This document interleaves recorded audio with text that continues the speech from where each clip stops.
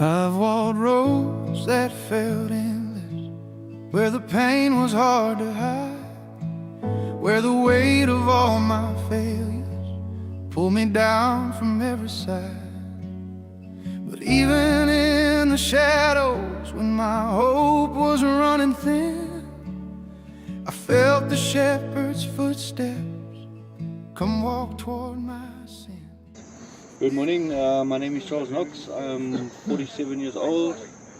I want to tell you about my life a little bit. At the age of 3, my father divorced my mother, and my brother was, I think he was a year old.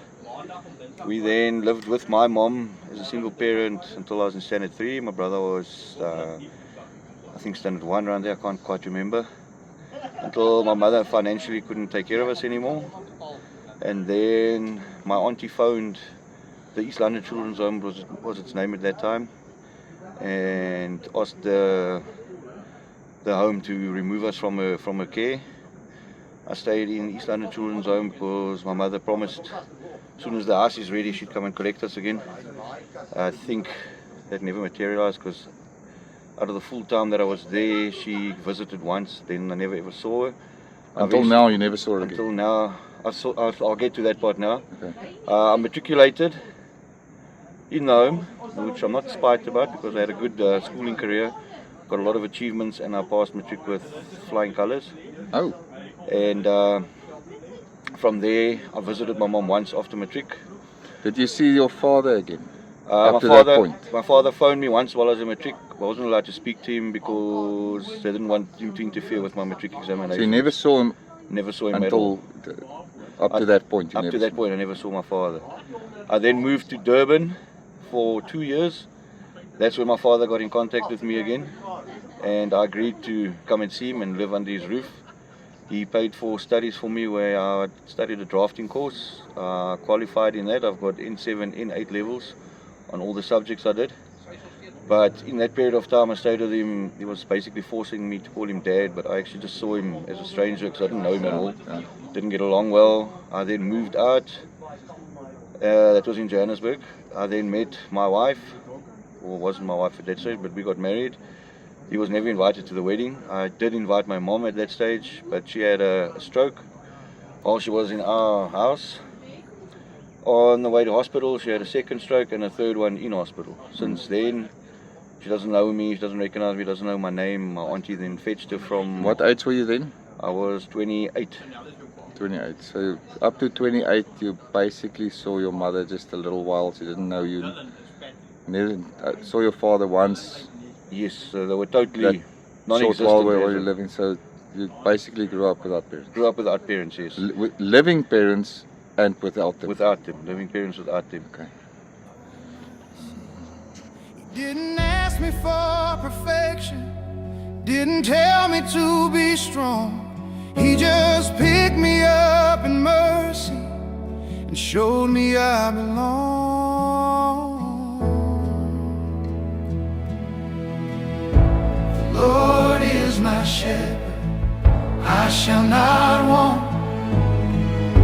He makes me lie in pastures green, he leads my trembling heart beside the quiet waters, restores my weary soul. Even in the darkest valley, I am never alone, for you are with me. Your rod and staff, they bring me home. Okay, trying to pick up where I left off. My mother eventually got fetched by my auntie in Johannesburg. Went back to East London. We proceeded, got married. A year later we moved down to the west coast because my mother-in-law then lived this side. Sold everything up there, got our life started down here, found work. Back up a little bit where you started drinking. Well, basically, if I've got to start that over, I started drinking around matric. When did you start drinking heavily? Heavily from around age 20, 28, 30. So around the time you got married?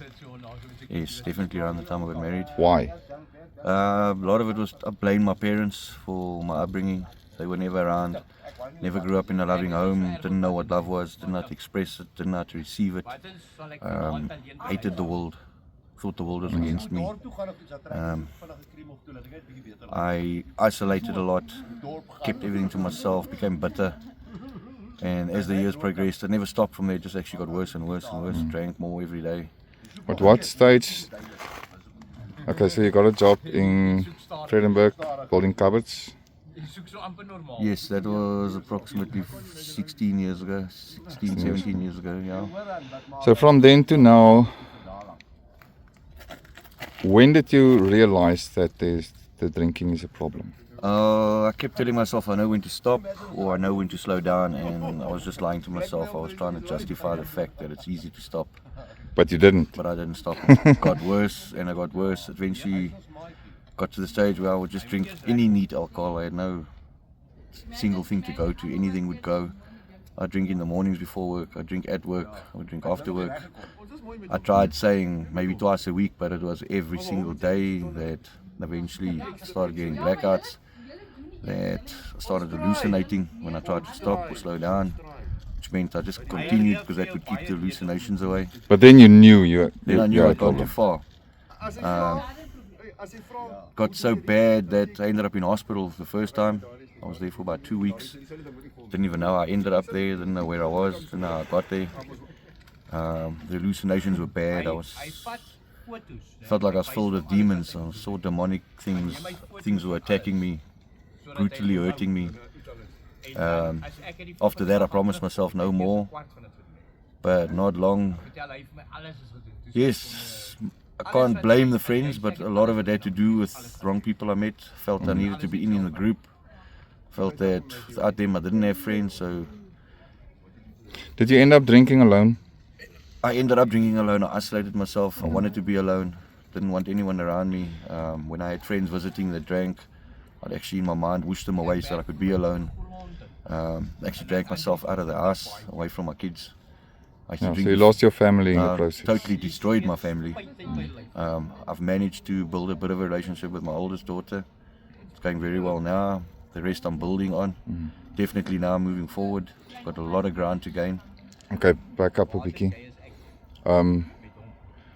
When you lost your last job, you ended up on a bench. And then you knew. Then the first time, then you didn't know what now. Yeah, that's actually when I hit rock bottom. I didn't know which way to go. I clearly realized alcohol was not the answer for the last 28, 30 years. It got me nowhere. I mean, I've had so much that I've lost, so much that I've built up, lost. There's a table set before me in the presence of my fear, and the enemies that have broke me start to tremble when you're near. You pour oil upon my wounds till the hurt begins to fade, and the cup I thought was empty overflows with endless grace. Surely goodness and your mercy have been running after me. Through the storms I tried to outrun, through the nights I couldn't breathe.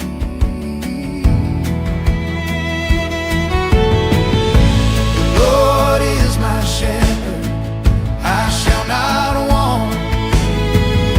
He makes me lie in pastures green, He leads my trembling heart beside the quiet waters. He restores my weary soul. Even in the darkest valley, I am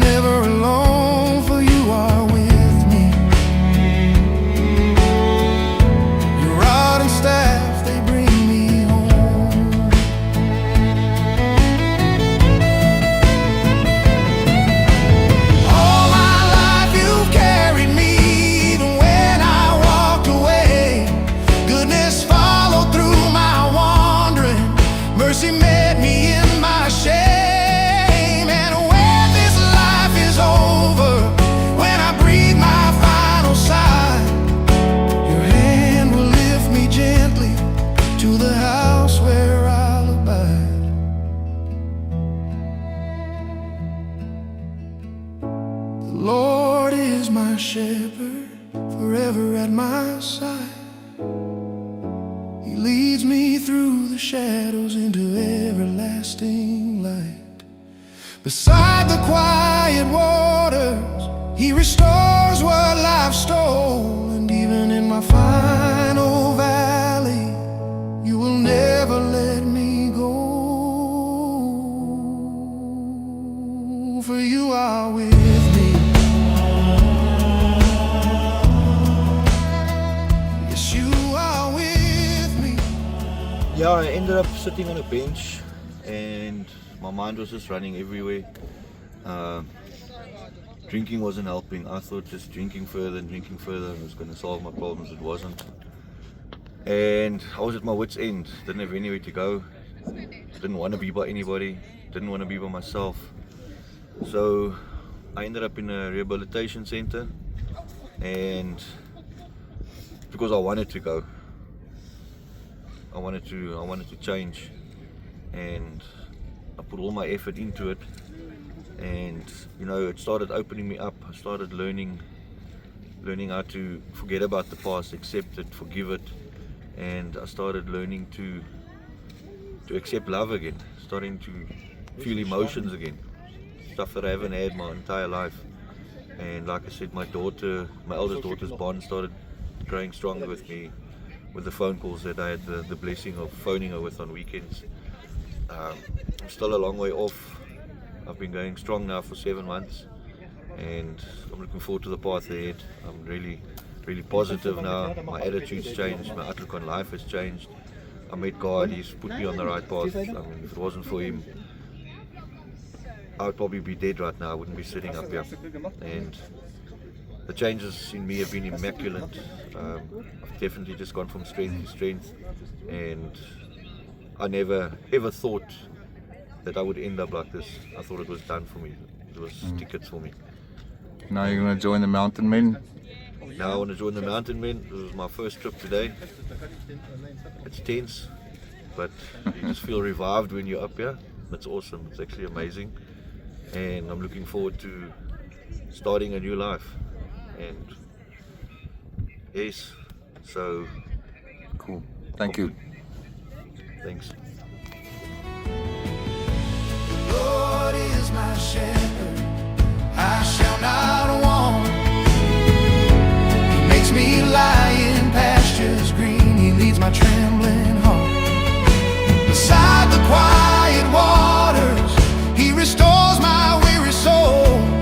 Even in the darkest valley, I am never alone, for You are with me. Your rod and staff, they bring me home.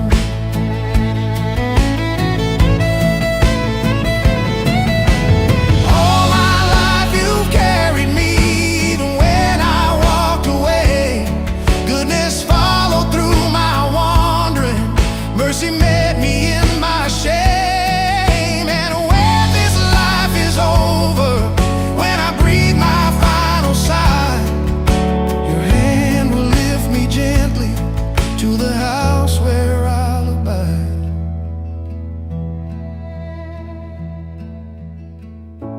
The Lord is my shepherd, forever at my side. He leads me through the shadows into everlasting light. Beside the quiet waters, He restores what life stole. And even in my